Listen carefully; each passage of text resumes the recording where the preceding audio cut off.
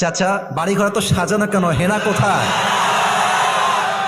আর চাচা বলবে বাবা হেনার তো বিয়ে হয়ে গেছে, তুমি বাস খাও, তুমি গাঞ্জা খেয়ে ঘুরে বেড়াও।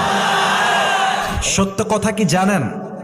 পুরুষ মানুষ যতদিন টাকা কামাই করতে পারে সবার কাছে প্রিয় থাকে, আর যেই দিন টাকা কামাই বন্ধ হয়ে যায় আপন মানুষগুলো সব পর হয়ে যায়। এজন্য আমি সবাইকে বলবো, সময় থাকতে টাকা কামাই করো, হালাল ভাবে অনেক বেশি ব্যবসা করো, চাকরি করো, উদ্যোগ নাও, প্রতিষ্ঠিত হও জীবনে।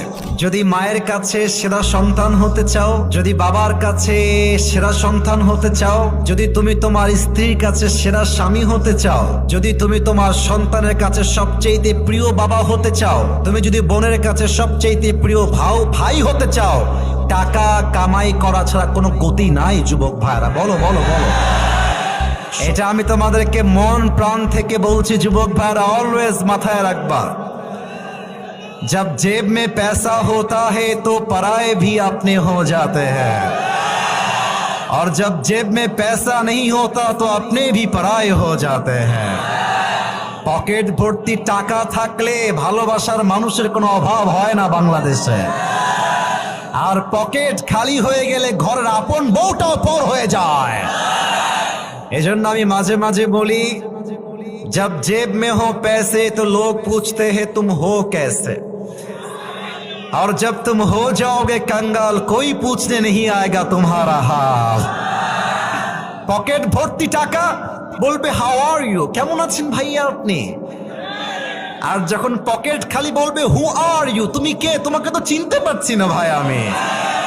এই পুরো দেশটাই হচ্ছে টাকার খেলা। এই টাকার জন্য হাজার হাজার যুবক তার পছন্দের মেয়েকে বাংলাদেশে বিয়ে করতে পারে না, এবং এই টাকার জন্য আমি মেয়েদেরকে অসম্মান করে কথা বলছি না, সব মেয়েকে আমি আসিফ এক পাল্লায় মাপি না। অনেক মেয়ে টাকা দেখলে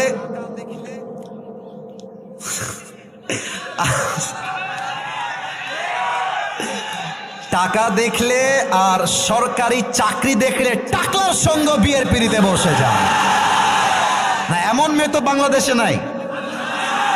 আরে নাই, আরে নাই রে ভাই, থাকলে আল্লাহ হেদায়েত দান করুক, পড়েন সবাই আমিন।